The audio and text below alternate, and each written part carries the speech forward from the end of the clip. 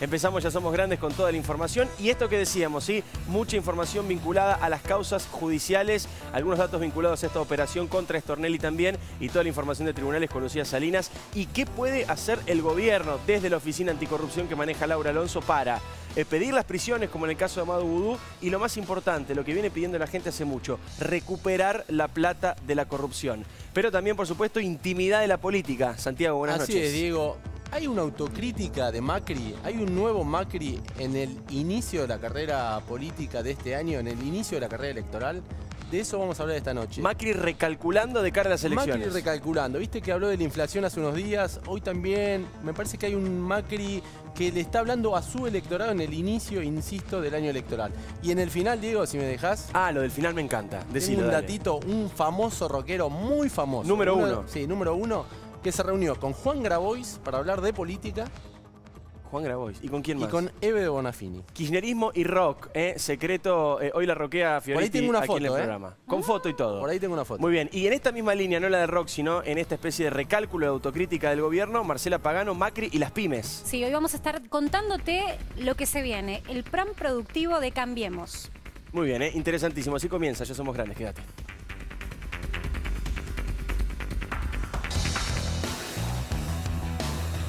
Ya Somos Grandes es presentado por Mercedes-Benz. Contenéslugar.com, la plataforma de auto compartido para empresas, ayuda a mejorar el tránsito en la ciudad y cuidar el medio ambiente.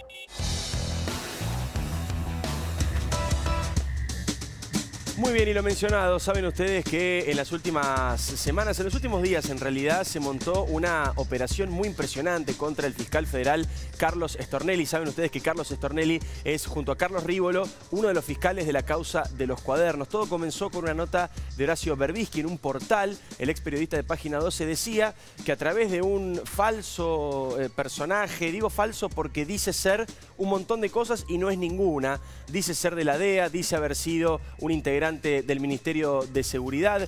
Algunos dudan incluso hasta de su condición de abogado y todo. Este personaje llamado Marcelo D'Alessio se presentó ante el fiscal Stornelli, se presentó ante un empresario y le pidió $300.000 a cambio de que Stornelli no lo investigara en la causa de los cuadernos. Toda esta operación montada por el kirchnerismo, denunciada un día antes de que se ejecutara por Lilita Carrió, la gente de la coalición cívica, finalmente terminó siendo rotundamente falsa. Y tenemos algunos datos concretos y directos para explicar cuáles son los puntos flacos y cuáles son los puntos falsos que tuvo esta acusación. Hoy hace una nota excelente Hugo Alconada, un colega de La Nación, uno de los periodistas más rigurosos que tiene la República Argentina. Fíjense primero, este hombre, D'Alessio mintió al decirle al empresario Pablo Echevest que estaba mencionado en la causa de los cuadernos. Este empresario no aparece en ningún lado. La mentira decía que lo había mencionado Juan Manuel Campillo, este hombre que contábamos en su momento, que había sido tan importante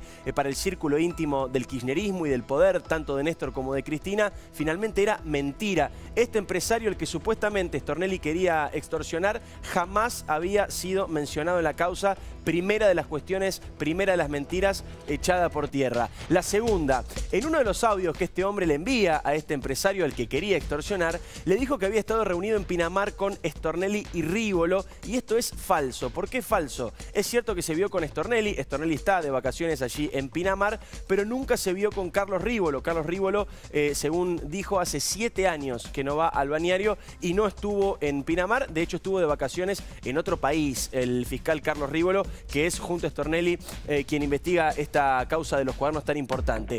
Este hombre, D'Alessio, afirma haber trabajado para el Ministerio de Seguridad de Patricia Bullrich y haber sido abogado de Fariña. Ambas cosas son mentira.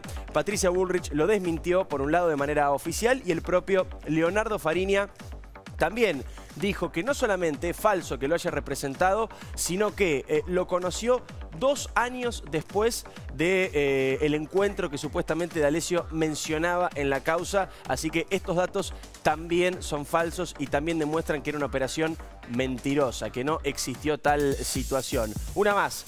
Durante mucho tiempo, este hombre, llamado Marcelo D'Alessio, dijo trabajar para la DEA, la agencia norteamericana contra el narcotráfico. Es más, cuando se allanó la casa de este hombre, se encontró una credencial de la DEA. Era falsa. no solamente era falsa la credencial, sino que la propia Embajada de los Estados Unidos, que como cuenta Hugo Alconado hoy a la mañana, no suele hablar, no suele hacer mención, en general mantiene un riguroso silencio sobre este tipo de cosas, lo desmintió, lo negó. Este hombre jamás fue parte de la DEA. Tenemos una más, a ver, para entender un poquito más este caso. Dice haber además trabajado para Enarsa y que el gobierno actual lo despidió. También se comprobó que era mentira, incluso el entonces titular del Ministerio de Energía, que era en aquel momento Juan José Aranguren, desmintió la información y también cuando se quisieron contrastar las fechas, naturalmente no cerraba ninguna porque la denuncia es absolutamente falsa. Está comprobado esto, así que ha sido una operación en un momento complejo de la causa de los cuadernos. ¿Por qué? Y para eso está aquí Lucía Salinas, periodista, experta en información judicial. Porque hubo varios días de declaraciones de arrepentidos explosivas, muy importantes, porque no solamente declararon personajes que son clave en toda la trama que se investiga, como el caso de Carolina Pochetti o como el caso de Víctor Manzanares, el ex contador de los Kirchner, sino que además dieron mucha información, tanto en la declaración como con papeles. Aportaron documentación que es fundamental para una investigación judicial. La de último momento, la más impactante de todas, la comentábamos recién. La empresa de nebulizadores número 1 de la Argentina, Sanap, seguramente si hemos alguna vez tenido un nebulizador en casa, era de esa marca, la compró el kirchnerismo, la compró el entorno de Néstor y de Cristina por 34 millones de dólares. Y el dato más importante, también lo tenemos en una placa para ilustrarlo. Siempre creímos que el patrimonio que había cosechado Daniel Muñoz, este secretario fallecido de los Kirchner, que se había llevado varios bolsos a su casa, era de 70 millones de dólares, porque esas propiedades tenía en los Estados Unidos. Sin embargo, ahora la justicia sabe que se trata de al menos de 500 millones de dólares. 500 millones de dólares. Estamos hablando de 2.000 millones de pesos. 2.000 millones de pesos solamente un secretario de Estado. Lucía, buenas noches. ¿Qué tal? Buenas noches.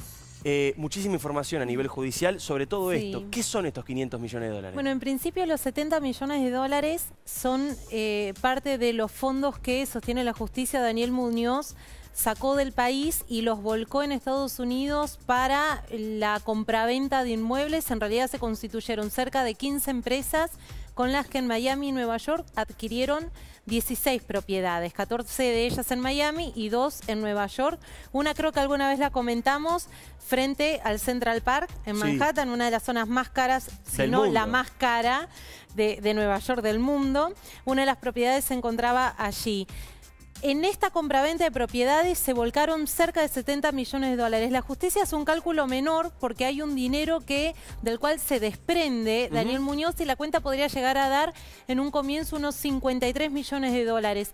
Pero después de las últimas declaraciones, tanto de Carolina Pochetti, viuda de Daniel Muñoz, como de Víctor Manzanares, el ex contador de la familia Kirchner, que también está investigado por lavado, procesado por lavado de dinero en esta causa, se habló de cifras aún superiores. Lo que dicen es que se volcó muchísimo más dinero en el movimiento de fondos en el exterior que los 70 millones iniciales que se estaban investigando. Con lo cual, lo que ahora el juez Bonadío rastrea junto con la Fiscalía es una ruta de casi 500 millones de dólares. Una fortuna descomunal. Estamos hablando ya a un nivel sideral de corrupción y empiezan ya los números que aparecen a parecerse a aquellos cálculos que hacía Lilita Carrió en su momento y todos le decían que era una locura. De golpe, porque quiero volver a insistir con este punto, o a insistir en realidad, para no ser redundante. 500 millones de dólares. Solamente Daniel Muñoz, que era un secretario, y no un secretario de Estado, no es que era un secretario de Energía o un secretario de Obras Públicas como era José López, era un secretario de prepárame un café, ayúdame a redactar esta nota, moveme el escritorio del despacho A al despacho B. Un secretario convencional juntó 500 millones de dólares. ¿Dónde está esa plata? Bueno, hay varios puntos al respecto. El primer punto es que la justicia ya da por sentado que ese dinero no era de Daniel Muñoz.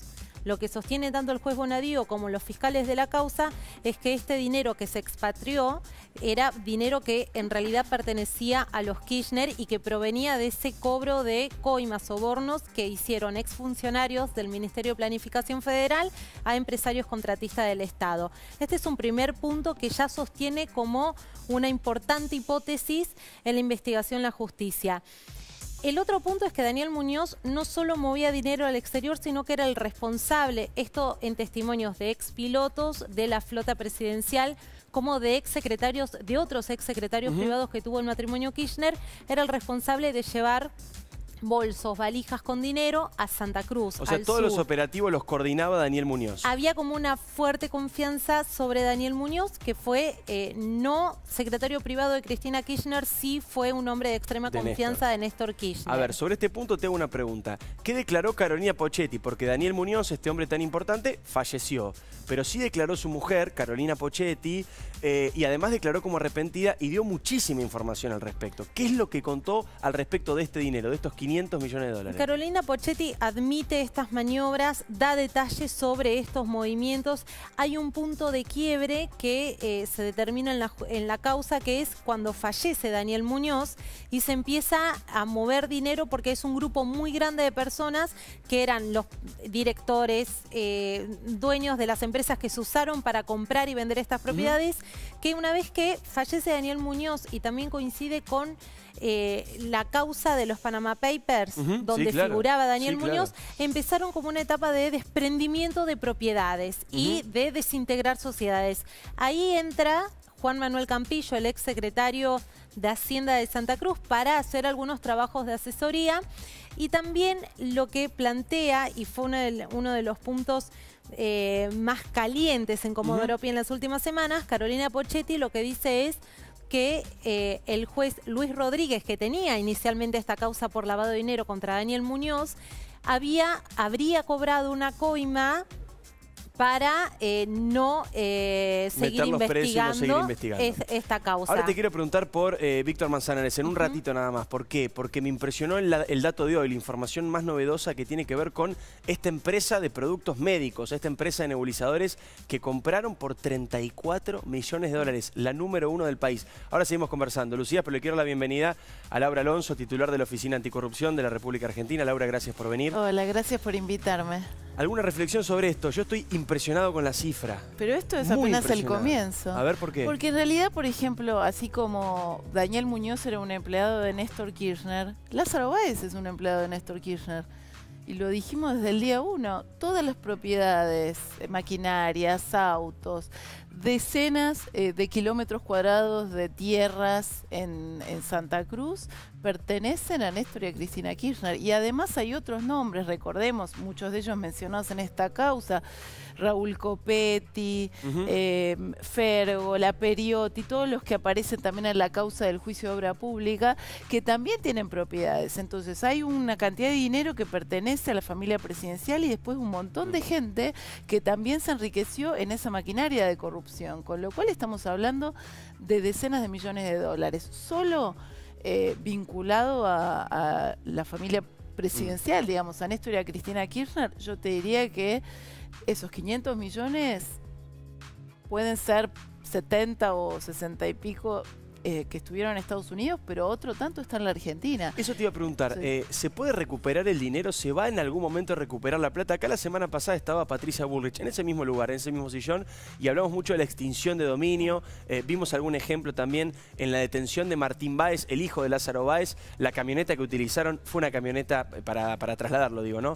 El servicio penitenciario utilizó una camioneta recuperada de los bienes del Pata Medina, un sindicalista corrupto. ¿Se va a recuperar esa plata, estos 500 millones de dólares, estas propiedades en Estados Unidos, la que está acá en la Argentina? ¿Dónde está y cómo la recupera la sociedad? Bueno, estamos trabajando, gracias a que tenemos el decreto que firmó el presidente Macri de extinción de dominio, la Oficina Anticorrupción, la Unidad de Información Financiera, la Procuración General de la Nación, el Procurador del Tesoro, el Ministerio de Seguridad, trabajando a los que nos toca todo lo que es corrupción y lavado de dinero, en el rastreo de esos bienes, también aportando información a la justicia y empezando a utilizar las conexiones internacionales que se han reconstruido en estos años para rastrear los bienes y congelarlos. Fíjate vos que la Unidad de Información Financiera encontró esos casi 4 millones de dólares de Lázaro Báez que quiso movilizar su hijo en una cuenta en Bahamas, que se congeló, y ha habido movimientos de parte de Báez para tratar de descongelar ese dinero en Bahamas. La Unidad de Información Financiera se presentó ante la Corte Suprema Argentina para que se contacte con la justicia de Bahamas para mantener ese congelamiento del dinero. O sea que, a ver, el trabajo Pero es ese constante congelamiento, y digamos, permanente. este primer paso que vos planteás del congelamiento, ¿se puede transformar en algún momento en una repatriación de esos bienes, de esa plata? Debe transformarse en una repatriación de esos bienes, así como otros millones de dólares que se han empezado a encontrar o identificar de empresarios que están procesados y algunos de ellos detenidos en la causa de los cuadernos, pero todo lleva un tiempo. Por eso, a ver, se ha avanzado muchísimo con esta causa. Muchísimo. O sea, todavía creo que no tomamos dimensión de la importancia de los cuadernos de Centeno, que Centeno haya hecho lo que hizo, de la ley del arrepentido, que es una ley que que la mitad del sistema político en la Argentina no quería, y que hicimos mucha fuerza para tenerla y por eso se logró aprobar, y que creo que lo terminó acelerando los bolsos de López revoleados en el convento, y esa ley nos permite hoy tener este avance en menos de un año. Recordemos que los cuadernos aparecen en manos de Diego Cabot para el verano del año pasado, marzo. O sea que en un año, menos de un año, la causa avanzó porque tenemos arrepentidos y porque los arrepentidos están dando información muy valiosa que le permite a los fiscales y a los jueces avanzar y rastrear esta información. Tenemos un juicio contra la expresidenta Cristina Kirchner que empieza en unos 10 o 12 días, el 26 de febrero. En ese juicio también se va a hablar de dinero de la corrupción, se va a hablar del dinero de Lázaro Báez, se va a hablar de todas las obras, 46.000 millones de pesos en contratos que fueron a la empresa de Lázaro Báez, así que estarán sentados en el banquillo de los acusados y deberán dar explicaciones en el primer juicio de varios juicios por corrupción que va a enfrentar la expresidenta. Ya continuamos con este tema de la corrupción, pero quiero incorporarte, Santi, a esto con el informe que tiene que ver con Mauricio Macri. Macri está recalculando de cara a las elecciones. Hay mucho para hablar también de economía. Un día muy difícil en lo económico también para el gobierno. 2,9 la inflación, por encima de lo que esperaban incluso los analistas políticos. Y vos planteás de cara a las elecciones, de cara a octubre, que hay un Macri que recalcula, que está tratando de rearmar la estrategia. Así es, Diego. Mira, lo vimos la semana pasada. Creo que dio el primer indicio del presidente. Tenemos alguna frase para compartir. Cuando asumió que no es tan fácil bajar de inflación. Vos te acordás que en campaña Macri dijo que la inflación no iba a ser un tema. Una declaración en campaña que le trajo mucho dolor de cabeza porque, claro, la inflación no solo que no bajó, sino que terminó el año pasado mucho más alta de la inflación que él había heredado. Esto dijo hace unos días Macri. Nos ha costado más de lo que imaginé. Fui demasiado optimista. Esta fue la primera frase, entiendo yo, que Macri dirige a su electorado. Macri no está hablando... Le habla a los propios. Les habla a los propios, sobre todo a los desencantados. Macri tiene mediciones y trabajo de Focus Group, de lo que venimos hablando hace algunas semanas. Durán Barba le está marcando a Macri, ojo que hay electorado propio, que está desencantado y que está diciendo, tal vez no voto a Macri. Macri está apuntando a ese público con este tipo de frases. Está diciendo... Quiero generar empatía con ese público. Ahora, perdón, Santi, más allá de frases va a tener que tomar medidas. Obviamente, de hecho, de eso se trata el informe que en un ratito va a hacer Marcela Pagano. Porque está perfecto, exactamente. Que la inflación se disparó, está clarísimo, digamos, no hace falta que lo reconozca. Además de esto, hay todo un plan también de ejecución. Sí, fíjate que tenemos otra frase que dijo ayer Macri, donde él habla de la angustia que están viviendo los argentinos. Hay mucha gente enojada y angustiada. Esto lo toma también de las entrevistas que él tiene mano a mano cuando viaja al interior del país, donde a él le dicen, te apoyamos, te votamos, fuimos por el cambio y ese cambio todavía no llegó. Macri está tomando nota de eso antes de diseñar... En algunos casos empeoró, digamos, llegó para mal. Claramente. Entonces, Macri está tratando de mostrarse autocrítico, generar empatía, para después sí tomar ya la iniciativa de generar una estrategia electoral que va a tener que ver con el nuevo discurso, que va a tener que ver con nuevas iniciativas. Macri está tratando, incluso habló con sus ministros para generar buenas noticias. Hoy de hecho hubo un anuncio del cual vamos a hablar en un ratito. El de las pymes. El de las pymes, pero claro, bueno, el número de inflación tampoco acompaña. Ahora, ¿por qué pasa esto, Santi? Vos que conocés mucho cómo es la intimidad, ¿no? Cómo es el día a día en casa de gobierno. Se venía hablando de una inflación más baja, 2,5 decían algunos. Hoy a la mañana algunos incluso decían 2. Finalmente fue de 2,9, mucho más alta de lo que se esperaba. Esto el gobierno lo sorprende, se sorprende con el resultado del INDEC, lo tiene algunos días antes. ¿Cómo se maneja con la información? Porque ya ha pasado varias veces que la inflación resultó más alta de lo que se esperaba. No solo no se sorprende, sino que me contaba una fuente del Ministerio de Hacienda hoy. Macri habla entre 4 y 5 veces por día con el ministro de Hacienda, Nicolás Dujovne. Hoy es el tema que lo obsesiona a Macri, es la inflación. Macri dice en la intimidad, si no resolvemos la inflación, si no avanzamos con este tema, no hay futuro para la Argentina. Es el tema que hoy obsesiona a Macri, es la inflación. Si no baja la inflación, Macri sabe que llegar a las urnas con una inflación cercana, incluso más baja que la del año pasado, pero cercana a la del año pasado, no tiene destino político. Esto es lo que está en juego, por eso Macri habla varias veces por día con Dujovne, por eso habla con los ministros y dice, generemos buenas noticias. De lo contrario, hoy Macri está anclado en 35 puntos de intención de voto, no le alcanza para ganar en primera vuelta, cosa que el año pasado se hablaba de ganar en primera vuelta, con una Cristina que si bien también tiene un techo electoral que todos conocemos en torno a los 30 puntos, Macri se pregunta qué hacer en segunda vuelta y algunos también comienzan a preguntarse qué pasa si por algún motivo Cristina no es candidata. Que esta es otra pregunta que comienzan a hacerse algunos sectores del propio gobierno. ¿Qué pasa si Cristina da un paso al costado en busca de un candidato? ¿Y qué pasa? Bueno, habrá que ver, ¿no?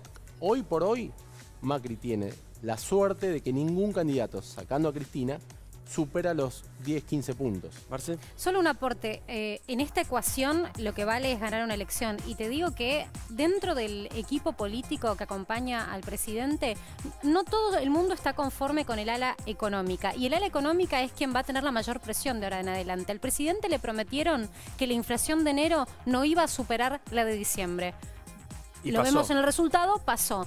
Y le han prometido que se desacelera en febrero. Y atención, porque los primeros relevamientos están dando una inflación importante para este mes que estamos transitando. ¿Producto de qué? De lo que contamos el programa pasado, de los precios regulados por el propio gobierno. Es decir, una gestión económica que en definitiva puso el énfasis de la mayor cantidad de aumentos en el primer tramo del año, confiando en que hacia abril se terminaban los aumentos, pero había un repunte económico. Ahora nadie garantiza que ese repunte va a llegar a fines de abril. Y todo esto está, por supuesto, cercenado por el calendario electoral que arranca en agosto. Hay que llegar a agosto con buenas noticias. Hay presión sobre el equipo económico para tener resultados. Claro. Y en base a esto que planteas vos y esto que decía recién Santi, hoy justamente Macri habló del tema, hizo este anuncio de paliativos para las pymes y para todo el sector productivo. Tenemos un pedacito de lo que dijo el presidente Macri para compartir. Lo analizamos acá con Marcela, con Santiago y también con los invitados, por supuesto.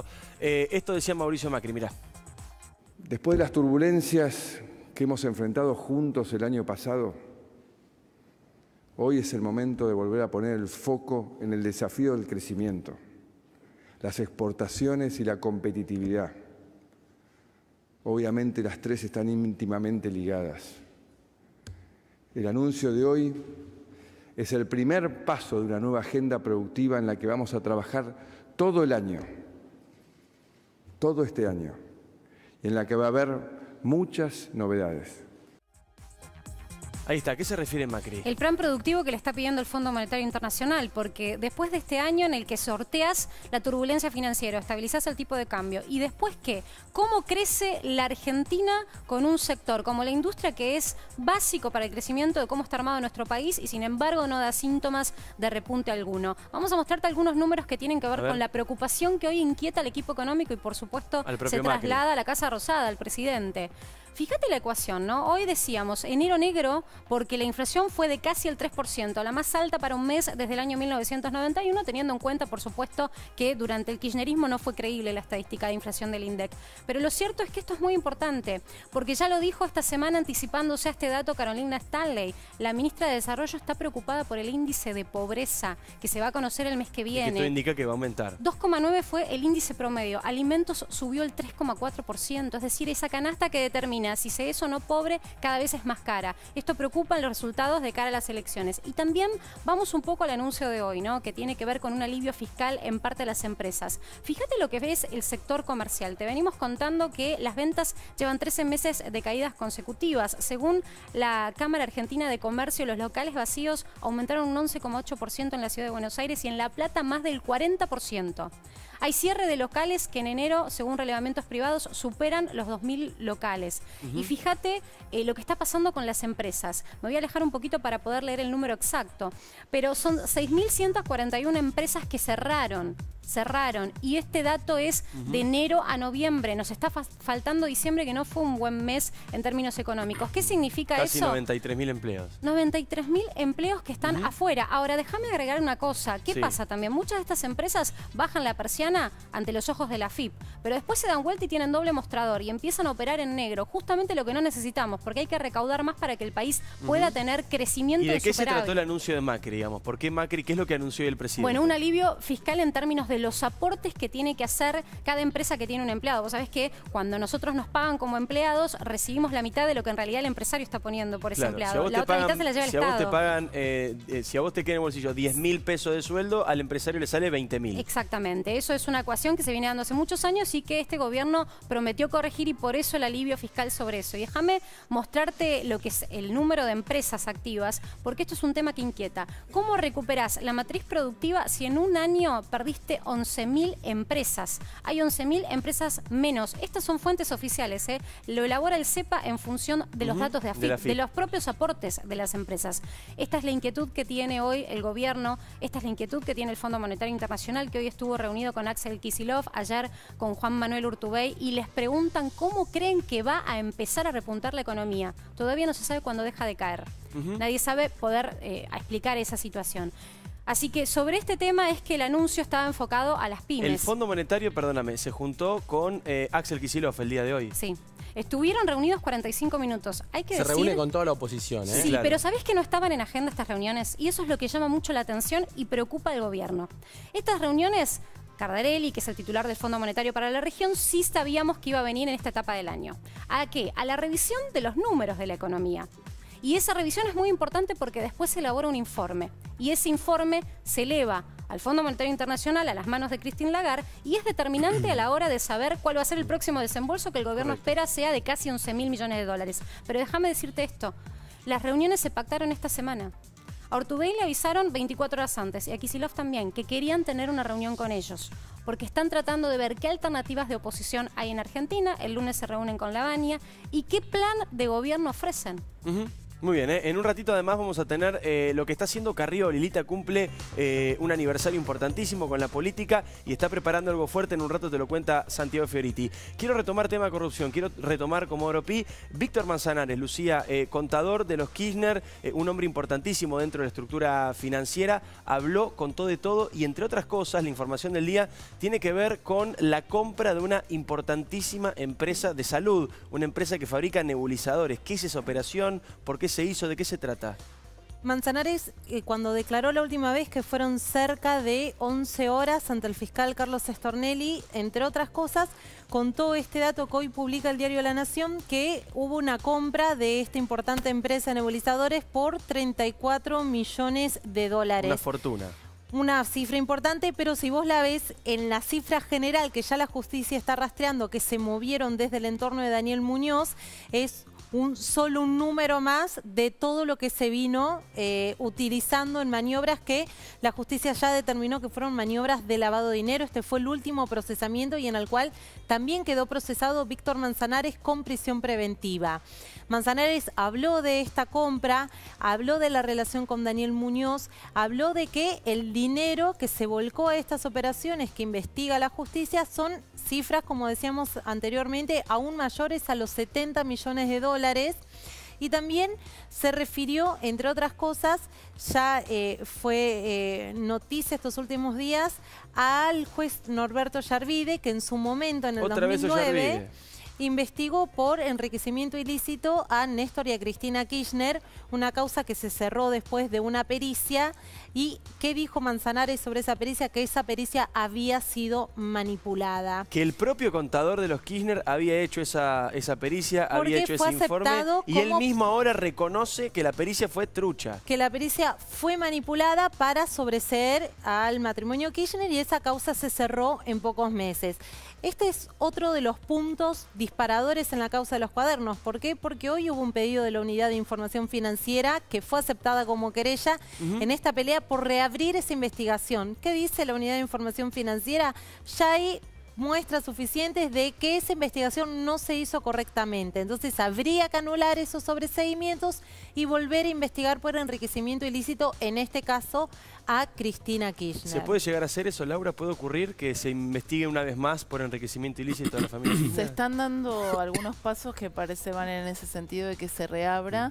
También me parece que es importante ver quiénes fueron los peritos oficiales que avalaron ese peritaje, porque no fue solo el contador que adulteró los números a pedido de Néstor y de Cristina Kirchner, sino que también hubo peritos oficiales de la Corte Suprema que avalaron esa información, que son los peritos que aparecen en todos los peritajes de las causas de enriquecimiento ilícito. Por supuesto que se puede reabrir, como vos bien decías antes. A ver, ¿en dónde estamos parados hoy? Probablemente en el inicio del nunca más de la corrupción. Durante mucho tiempo se pedía en la campaña un nunca más, un nunca más, un nunca más. Me parece que este es el momento, y es un momento fundamental, que no se puede ir para atrás. ¿Qué quiero decir con esto? Se ha construido un cambio político, institucional, de reglas, de relación, de independencia entre el Poder Ejecutivo y el Poder Judicial, que ha permitido que todo esto suceda y que avancen las investigaciones. Por eso, lo dije antes, tenemos juicios que ya están en curso, juicio que empieza contra la expresidenta y muchos otros juicios que van a empezar este año vinculados a temas de corrupción. Milani, se cierra el juicio de López, se va a cerrar el juicio contra Báez, va a haber muchas más condenas y La Plata se empieza a identificar. Estamos empezando a visualizar, los argentinos empiezan a visualizar el nivel de corrupción y de robo que hubo en este país. Tengo una fue pregunta posible antipática. Porque Néstor y Cristina Kirchner desarmaron la institucionalidad republicana en este país. Por eso hay que defender las instituciones hoy más que nunca. Justamente a eso iba mi pregunta. Digo que es un poco antipática porque por ahí es fuerte como la voy a plantear, pero ¿importa mucho? ¿Cuánto importa la corrupción? Está claro que en el 2015, en las elecciones que ganó Cambiemos, que ganó Mauricio Macri, el castigo hacia la corrupción, que ya se empezaba a ver, que ya se había visto durante mucho tiempo, pero que empezaba a tener videos, tramas, documentación prácticamente irrefutable, la sociedad castigó a un gobierno corrupto. En estas que se viene ahora, ¿sigue teniendo ese mismo peso o la economía crees que va a tener mayor protagonismo a la hora de ir a las urnas Yo creo este que año? todo tiene peso. Tiene peso la economía, pero también tienen peso estas cuestiones. O sea, no es agradable para ninguna persona que hoy está pasando situaciones de angustia en términos económicos ver que, por ejemplo, se inventó el cepo para lavar plata. O sea, todo el negocio y todo el capítulo que todavía me parece que necesita algún avance de investigación de quiénes eran los que estaban en las cuevas financieras para lavar la plata de la corrupción. Recordemos ¿Por qué no avanza esa parte de las investigaciones? A ver, creo que los banqueros, ¿por creo qué que no conocemos?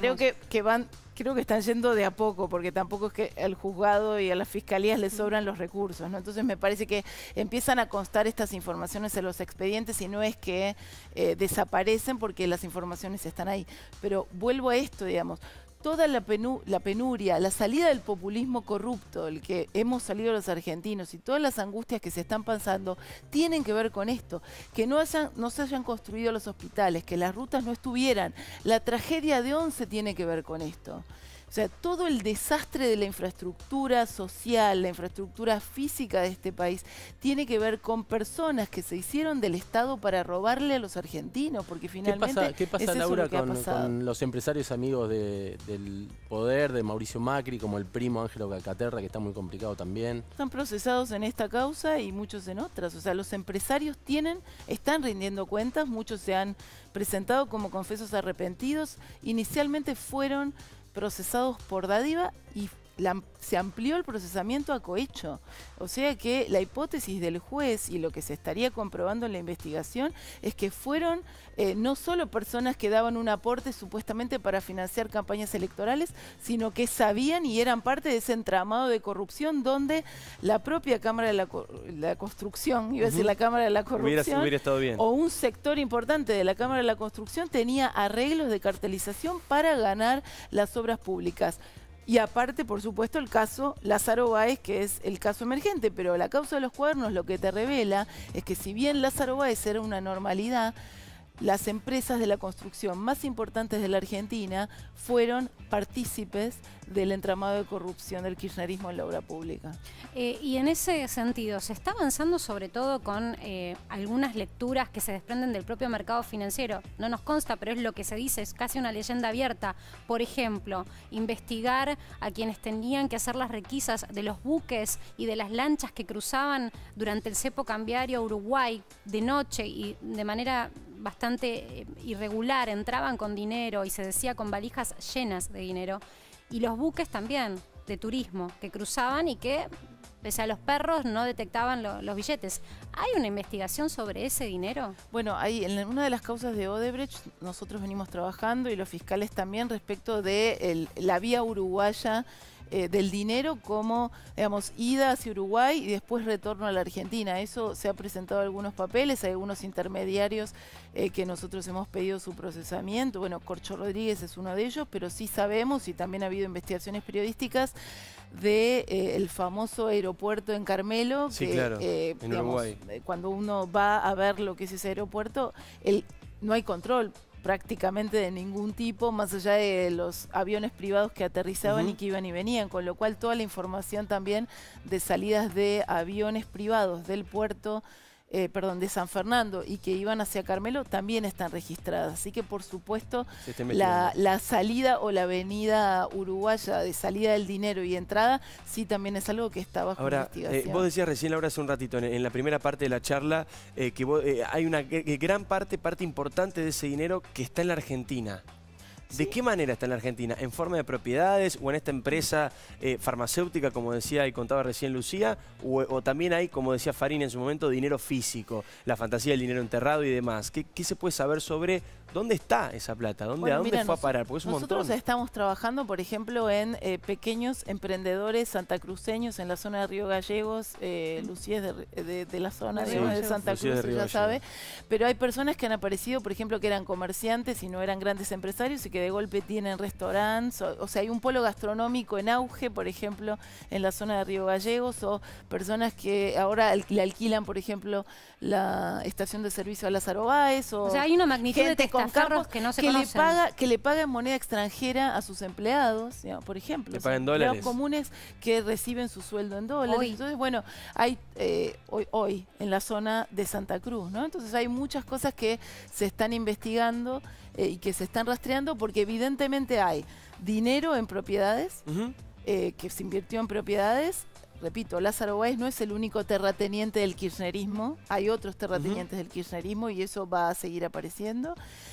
Dinero que se está intentando mover de alguna manera, o sea, ese físico que se está intentando mover de alguna forma y seguramente también en cuentas bancarias en el extranjero y como sabemos el dinero, y vos lo sabés porque sos un especialista, o el dinero electrónico cuando entra en el sistema financiero se mueve muy rápido y es difícil de encontrar porque seguir el rastro. Toca puntos en el mundo complicados. Pero bueno, me parece que las investigaciones avanzan, empezamos a ver la dimensión, repito, del robo. Ya no estamos hablando ni de 10, ni de 20, ni de 70 millones de dólares, ya se empieza a hablar de 500 millones de dólares, yo diría que es mucho más, probablemente triplique esa suma, pero eso lo dirá, lo que coloca a los Kirchner en el top 10 de los más corruptos de la historia mundial. Sí, aquí lo hemos contado, al nivel de los dictadores africanos incluso. Nivel de dictadores africanos, digamos, cuando uno ve, por ejemplo, un ranking que hizo Transparencia Internacional en 2004, del régimen de Fujimori en Perú se hablaba de un robo de 600 millones de dólares. Sí, y acá ya estás hablando solo de Muñoz de 500 millones de dólares. De Mobutu Seco, de toda esa banda. Que no es Muñoz, repito, no es Muñoz, sino es Lázaro Báez, es Néstor y Cristina Kirchner. Pongámosle el nombre correcto. O sea, los dueños del robo, los cerebros del robo y los perpetradores a través de terceros del saqueo de los argentinos fueron Néstor y Cristina Kirchner. Recién Laura hablaba de la ruta Bahamas, las islas paradisíacas y los paraísos fiscales, ¿no? Paraíso por partida doble. ¿Qué hay con respecto a eso, con la plata en Bahamas y en ese tipo de lugares? Bueno, una de las últimas novedades fue la que llevó a Martín Báez a la cárcel hace pocos días, el mayor de los hijos varones de Lázaro Báez, que siempre fue como el más propenso a terminar detenido en la investigación de la ruta del dinero K, porque al ser dueño junto con su padre de Austral Construcciones, en un porcentaje minoritario, un 5% de las acciones, pero dueño al fin, figura en gran parte de la documentación que está bajo investigación, no solo por lavado de dinero, sino por facturación apócrifa, por evasión fiscal y otros delitos. ¿Qué detectó la Unidad de Información Financiera? Un movimiento de dineros en cuentas en Bahamas. Es como un movimiento con varias cuentas. Para no confundir, lo que hicieron fue ir sacando de una cuenta a la otra para evitar que sea identificado ese dinero. Tienen como una red de cuentas y red de una firmas red de y red de cuentas. empresas. Lo que determina la Unidad de Información Financiera es que los beneficiarios finales de las cuentas y de las subcuentas en bancos en Bahamas eran los 4 hijos de Lázaro Báez, y aparece una empresa cuya una de sus principales autoridades es Martín Báez. ¿Qué dijo la UIF? Le entrega este informe al Tribunal Oral Federal 4. ¿Por qué? Porque esta causa ya está en juicio oral. Empezó en octubre del año pasado el juicio por lavado de dinero contra Lázaro Báez y unas 15 personas más, entre ellos sus 4 hijos. La justicia lo que determinó es que se violaron las medidas cautelares, es decir, los embargos que se trabaron sobre la familia Báez, la inhibición de bienes y el congelamiento de cuentas. Ellos no pueden mover dinero, porque todo ese dinero hoy la potestad la tiene la justicia. Se detectó. Pero perdóname, Lucía, vos que, a ver, lo decíamos el jueves pasado. Es de una torpeza increíble. Cualquier persona, ni siquiera hace falta que sea abogado, que haya estudiado Derecho, simplemente con tener sentido común, haber leído de vez en cuando los diarios, haber visto alguna vez la televisión, todo el mundo sabe que si vos tenés plata embargada y la movés, vas preso. De hecho, por eso está preso Cristóbal López, por querer vender una empresa que estaba embargada, que estaba justamente congelada por la justicia. No tiene mucha coherencia. Ahí lo que sucedió, aparte hay un punto que analiza tanto la Fiscalía del Tribunal, que está a cargo de Abel Córdoba, como el Tribunal Oral Federal 4, es, en principio, se movió plata durante el tiempo que estaban embargados y se perdieron cerca de 5,5 millones de dólares. Esto es como el dinero que ahora están tratando, que se movió entre cuentas. ¿Qué hizo el tribunal? Dijo, bueno, estos al menos 4 millones de dólares que sí se detectaron en una cuenta quedan congelados. Allí empieza una disputa, porque lo que informa la justicia de Bahamas es que se estuvo solicitando que ese dinero se descongele por parte de la defensa de Lázaro Báez. Lo que hizo el tribunal es ratificar que ese dinero está congelado, pero aún no hay una decisión final. Va a haber en marzo una audiencia con las autoridades judiciales de Bahamas a ver si mantienen el congelamiento de cuentas de la justicia argentina o si ellos deciden liberar ese movimiento de dinero.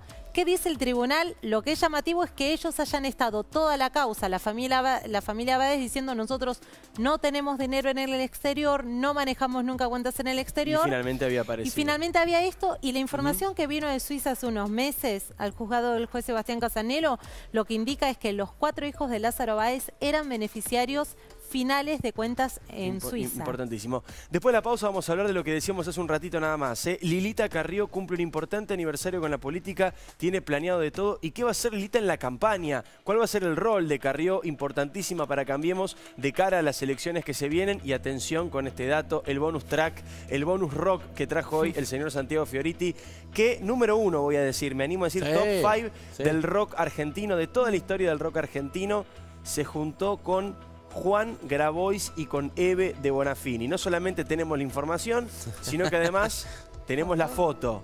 Después de la pausa, quédate.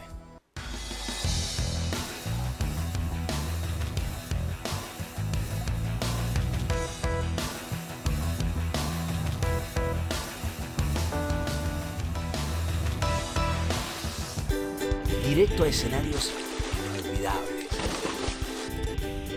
¿Tenés preparado el mejor momento? Venite a San Juan. Hacete fanático al ritmo del Kini 6 y vení a festejar todas las semanas.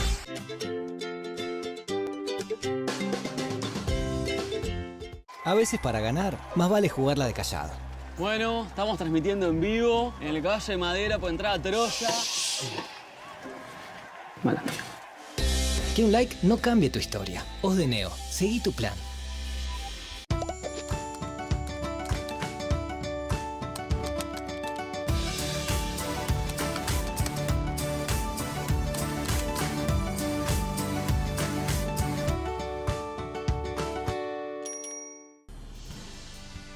Si a vos te encanta todo eso, es porque a nosotros nos encanta nuestro trabajo. En Syngenta, hacemos insumos para el campo, para que puedas tener en tu mesa alimentos saludables y de calidad. En Syngenta, nos encanta hacer las cosas bien. Municipalidad de la Ciudad de Córdoba.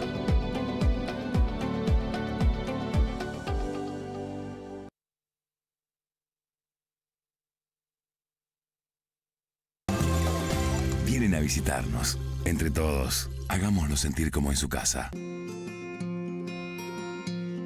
Juntos seguimos haciendo un mejor lugar donde vivir.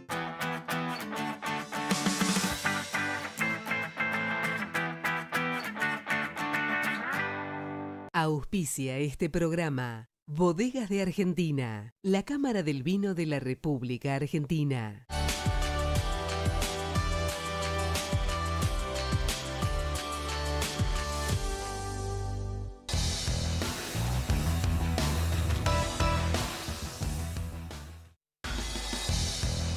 Seguimos acá en Ya Somos Grandes, nos estamos ya despidiendo de nuestra invitada Laura Alonso, pero antes quiero preguntarte algo importantísimo de cara a este año, lo charlamos recién en la pausa.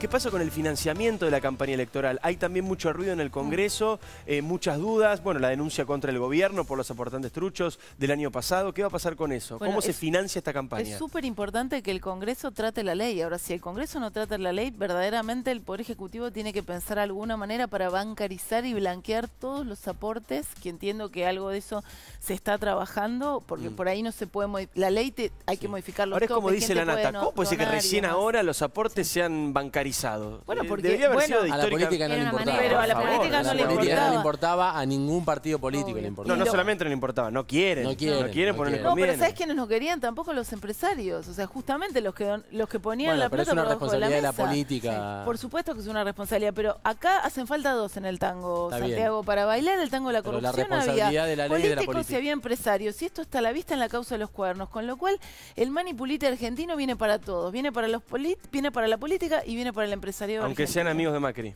Sea el que sea, todos tenemos que rendir cuentas, no importa el apellido que tengas ni el rubro al que te dediques. O sea, lo importante, como vos decías antes, yo compro una moto y la FIP viene y me pide todo. Sí. ¿Qué pasó? A Lázaro Báez, a los hijos del presidente o de los nadie le preguntaba nada, a los de Néstor y Cristina. ¿Qué hacía la FIP en ese momento? Con lo cual, todos tenemos que rendir cuentas ante la justicia, ante la FIP, ante donde corresponda todo el tiempo en nuestra vida. Seas empresario, seas político, no importa el partido o de la provincia que estés gobernando. Gracias, Laura, por haber nada. venido, muy interesante. Santiago Fioriti, por favor, Lilita Carrió, campaña, aniversario con la política, pasa de todo con Lilita. ¿Cómo se viene este año para Lilita? No quiere ser candidata, lo contaste el jueves pasado. ¿Qué va a hacer en campaña? Mirá, se cumplen 25 años de Carrió en la política. Bodas de Las plata. bodas de plata le pusimos porque ella debutó en 1994 en la Convención Constituyente, ¿te acordás? Claro. Ahí arranca Carrió. Entonces, en su equipo le preparan ahí está. La marcha nupcial de Lilita. Exactamente, le preparan todo tipo de celebraciones. Quieren hacer un vals, claro, de la marcha mirá. nupcial, dice el tarado, no se casó nunca. Claro, este es el vals, claro. Sí, sí. el vals, Yo dije marcha nupcial, no te claro. quise corregir. Le pusieron, le están diseñando, mirá, una muestra de fotos. ¿Sí, de ella? Sí, de toda Le va a su encantar carrera a política, Lilita. le va a encantar. Tiene fotos de desopilante, algunas vamos a ver ahora en un ratito. ¿Vamos a ver las fotos que van a estar en la muestra? Sí, algunas, me encanta, algunas, me encanta. Carrió está escribiendo 2 libros, a falta de uno, 2. Suele hacer eso, ella siempre dice que para Sí, financiarse escribe libro, Sí, incluso escribe siempre libros. cuenta que el techo de la casa que nosotros conocimos de Sí. Exaltación de la Cruz la hizo con el libro de Sí, Hannah Arendt que sí, ella escribió. exactamente. Uno con sus discursos sobresalientes del Congreso. Sí. Una larga vida en el Congreso. Bueno, allí en el primer libro, Una entonces, antología. Antología de los discursos célebres de Desopilante Carrió. también, Sí, alguno debe también. haber desopilante. De todo. seguro. Y el segundo libro, anécdotas de su vida, que son más divertidas que los Más divertidas discursos. todavía. Sí, exactamente. Y además Carrió está, obviamente, recorriendo el país, que fue la promesa que le hizo a Macri, que también que contamos en Ya Somos Grandes, que es recorrer el país y hacer campaña por Cambiemos. Si bien ella no va a ser candidata, va a ir a las principales Poner la provincias. Córdoba, Santa Fe, bueno, provincia de Buenos Aires de la mano de Vidal. Veamos las fotos, por favor, Santi. Dale, Veamos la foto porque vamos a la foto. quiero ver un poquito, una Algunas- pastillita, algún pequeño algunas vos, anticipo mirá, no sé qué de lo edad que va a tenías. ser la muestra de fotográfica de Carrió. Y Mil- yo en el 94 tenía 4. Bueno, cuando vos tenías 4 años, Ahí está, a ver, Carrió Lilita. Era esta. Yo quiero la de los patitos en fila, ¿te acordás? La del mar. Esa fue el del diario Perfil. Esperá, vamos en ese despacio, momento. vamos despacio. Sí, Escuchá, sí, mirá. pero esa es una de mis preferidas. Bueno, mira, esta es Carrió en el año 1994. ¿Tenemos una Lilita en el 94? En blanco y negro. Ah, esta es la que está ahí, mirá. Está igual. Está igual, sí. En Idéntica. esa época... Ni una arruga, nada, idéntica. Nada. En esa época usaba un crucifijo gigante, ¿te acordás? Sí, me acuerdo. Bueno, sí. 1994, Carrió, avanzamos un poquito. A ver, más fotos de Lilita. Segunda foto. En campaña con De la Rúa. Con De la Rúa. Muestra, no tiene problema. En campaña con De la Rúa. En campaña con De la Rúa. A ver la foto. Ahí está, ahí la estamos viendo al lado tuyo, mira, Santi. Bueno, después se peleó con De la Rúa, ¿no? Sabemos cómo terminó, claro. denunció los casos de corrupción, la Baneco, etcétera. Toma distancia, rompe con De la Rúa. Vamos a la tercera foto de Carrió. A ver, Lilita. Bueno, ahí está, crucifijo grande, ahí está. Esa es la que vos mencionabas hace un ratito. Sí, exactamente. Es el primer plano del crucifijo, por eso se ve todo cine. No, mentira. Un chiste, Tenemos claramente un problemita técnico, pero estamos mirando la foto. ¿Hay alguna para poner? Si no, lo hacemos por la, si no, vamos al corte y lo hacemos por la pausa. Pero pará que vienen las preferidas tuyas. Hay una más, a ver. Esperá un segundo. Ahí está. Mirá. Escondida, Aníbal. Hagamos Escondido. esto. Pará, porque quiero ver, por favor, quiero ver las fotos de Lilita. Las tenemos, las vamos a mostrar. Pausa cortísima, un segundito nada más, solucionamos esto. Las fotos de Lilita y el rockero número 1 de la República Argentina. Diego, estas, Y los libros, rockero número 1 de la República Argentina, que se juntó con Juan Grabois y con Eve de Bonafini. Campaña, rock y kirchnerismo. No te vayas.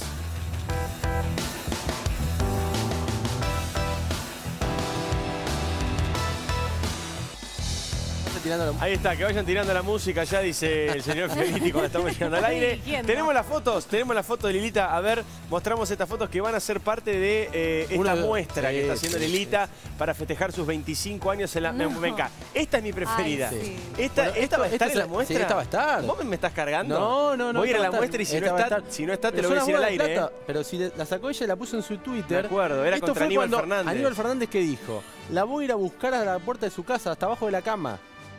Y ahí estaba abajo del auto. Y entonces ella se escondió y dijo, bueno, tengo miedo, me voy a esconder. Que me encuentren Aníbal, mamita. Y una más, también otro hito de la historia política argentina. Ahí.